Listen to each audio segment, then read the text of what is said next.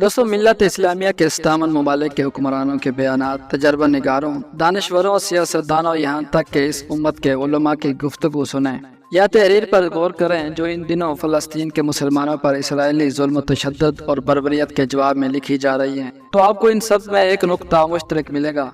हम आलमी ज़मीर को झंझोड़ रहे हैं। हुक्मरान बयान जारी करते और अवाम चौराहों, सड़कों, प्रेस क्लबों और आर्मी दफातर के सामने प्ले कार्ड उठाए, नारा लगाते और मोमबत्तियां जलाते नजर आएंगे।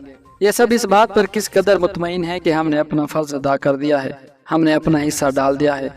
अब हम दिन भर शॉपिंग करें, ऐशो इशरत में गुम रहें और फिर रात को मजे की नींद सो जाएं। ये आलमी ज़मीर है क्या चीज़? हर बड़े छोटे बूढ़े जवान ने इसका बेज़मीर चेहरा नहीं देखा।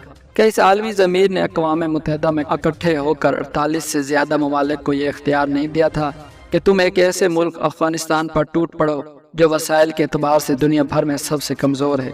इसके पास तो रसदो रसाइल के ज़राए हैं और ना ही आला टेक्नोलॉजी, मगर इस मुल्क के निहत्तेपन के बावजूद पहाड़ों, जंगलों और बेआबानों में आबाद अफगान कौम के चरवाहों और किसानों को इंसानियत का सबसे खतरनाक दुश्मन करार दिया गया और यूँ दुनिया के ये 48 गुंडे इस मुल्क पर चढ़ दौड़े।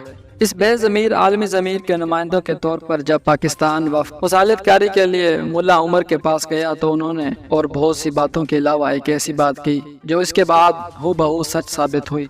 उन्होंने कहा था कि देखो, एक दिन तुम सब इस आलमी जुल्म का शिकार बनोगे। हमारी बारी तुमसे पहले आ गई है, मगर कल तुम्हारी भी बारी आ जाएगी। तुम अमरीकी हुकूमत के तर्जमान बनकर हमें मिट्टी में मिल जाने से डराने आए हो। हमें खाक होने का डर नहीं है, क्योंकि हम मिट्टी के घर में रहते हैं, मिट्टी पर बैठकर खाना खाते हैं और हमारा इस बात पर मुकम्मल ईमान है कि एक दिन हमने मिट्टी में चले जाना है। लेकिन याद रखो, इन सतावन इस्लामी वालों के शहरियों का क्या होगा जिन्होंने अपने लिए आसमान से छूती इमारतें तामीर कर रखी हैं, अपनी जिंदगी के लिए आसाइश और तईश का सामान जमा कर रखा है। मैं तुम्हें अल्लाह का वास्ता देता हूँ, मुत्तहिद हो जाओ, बारियां मत लगाओ। लेकिन पूरी उम्मत के हुक्मरान ने इस मर्द मुजाहिद की बजाय बेज़मीर आलमी ज़मीर का साथ दिया। तकरीबन हर पड़ोसी इस्लामी मुल्क ने अफगानिस्तान के खिलाफ अपनी सरजमीन इस्तेमाल करने की इजाज़त दी। पाकिस्तान से अमरीकी तैयार 57,000 दफ़ा उड़े और उन्होंने अपने ही अफगान मुसलमानों के जिस्मों के परखच्चे उड़ाए, जिस तरह आज गजा में इसराइल कर रहा है। ईरान ने न सिर्फ बदतरीन खामोशी दिखाई, बल्कि उसके पासदारान के सरबराह ने यहाँ तक कह दिया कि अगर अमरीकी हमले के दौरान हमारे जवान शुमाली इत्तेहाद के साथ शाना बशाना ना लड़े होते तो ये फतह मुमकिन न होती। ताजिकिस्तान ने काबुल की तरफ पेशकदमी के लिए इनकलाब का रास्ता दिया। यूं बेज़मीर आलमी ज़मीर मुसलमान उम्मा के बेहिस हुक्मरानों से मुतमईन हो गया। यूं दुनिया के अमन के लिए सबसे बड़े खतरे अफगानिस्तान पर नाजायज कब्जा कर लिया गया। मगर क्या उसके बाद किसी और की बारी नहीं आई? शायद हम भूल गए। इसके बाद इराक था। उसके लिए तो किसी ने न्यूयॉर्क में मौजूद आलमी ज़मीर की अलामत अक़वाम मुत्तहिदा से इजाज़त लेने की भी जरूरत महसूस न की। अमेरिका और उसके इत्तेहादी अपनी फौजी कुव्वत और मीडिया के प्रोपेगेंडे के जोर पर इराक में दाखिल हो गए। कौन सा मुसलमान पड़ोसी था जिसने इस जुल्म पर एहतजाज किया हो? एहतजाज हुआ भी तो सिर्फ मगरब के शहरों में। मुसलमान मुल्कों ने इस बेज़मीर आलमी ज़मीर के सामने न सिर्फ सर झुकाया, बल्कि सजदा हाय ताज़ीमी किया।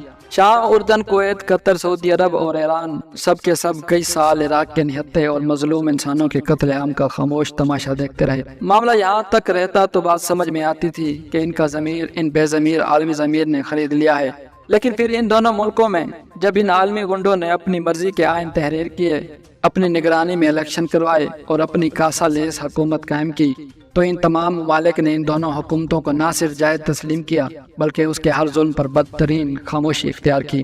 अमरीकी सरपरस्ती में कायम अफगानिस्तान और इराक की हुकूमतें शहर के शहर उजाड़ती रहीं, लोगों को दहशतगर्द, अलकायदा का साथी और बागे कहकर कत्ल करती रहीं। और इन दोनों मुल्कों के हुक्मरान का तमाम पड़ोसी मुल्क अपने अपने ऐवानों में इस्तकबाल करते रहे।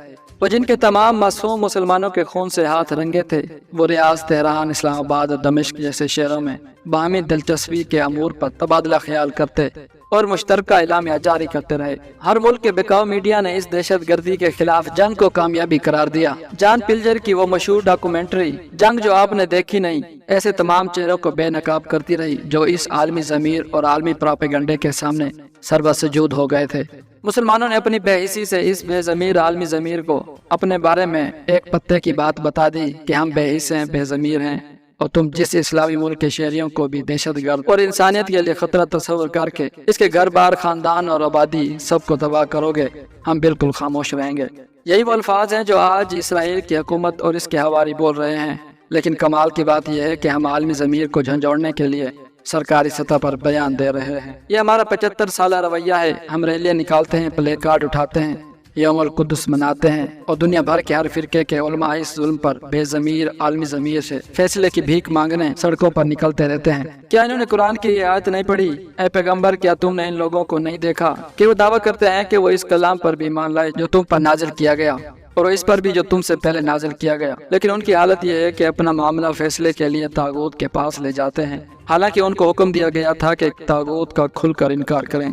तजर्बा निगार दानश्वर सियासतदान, यहाँ तक कि वो उलमा कराम जिन्होंने इस आयत को बार बार पढ़ा होगा और अल्लाह के इस हुक्म को लोगों को सुनाया भी होगा, वो सब भी अपना मामला, अपना फैसला तागूत से करवाना चाहते हैं और किस कदर भोले हैं कि ये उम्मीद लगाए बैठे हैं कि फैसला उनके हक में होगा। क्या ये सब नहीं जानते कि ये दौर फतन है?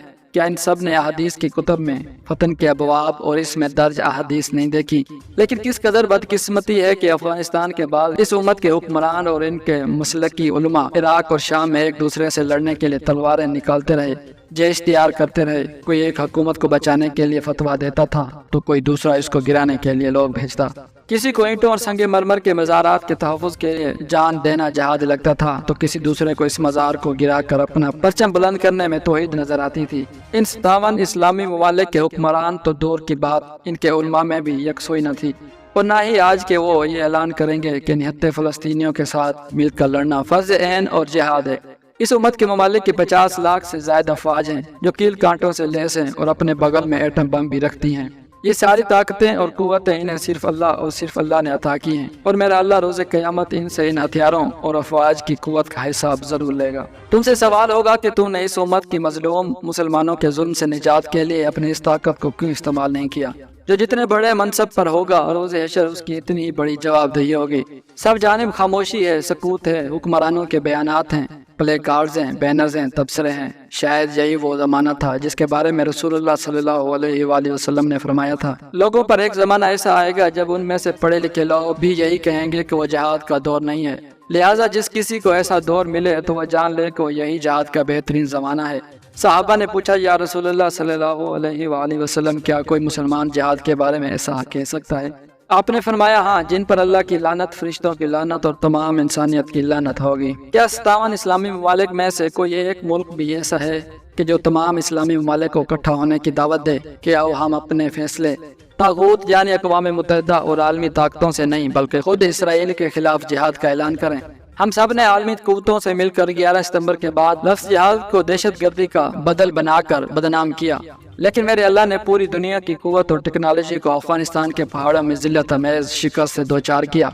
आज इस एक लफ्ज़ जिहाद को मुंह से निकालने पर हमें जिस कदर शर्मिंदगी होती है, जान लें कि इससे कई गुना ज्यादा शर्मिंदगी हमें रोज़े क़यामत होगी जब हमसे इन मज़लूमों के बारे में सवाल किया जाएगा। अल्लाह हाफिज़।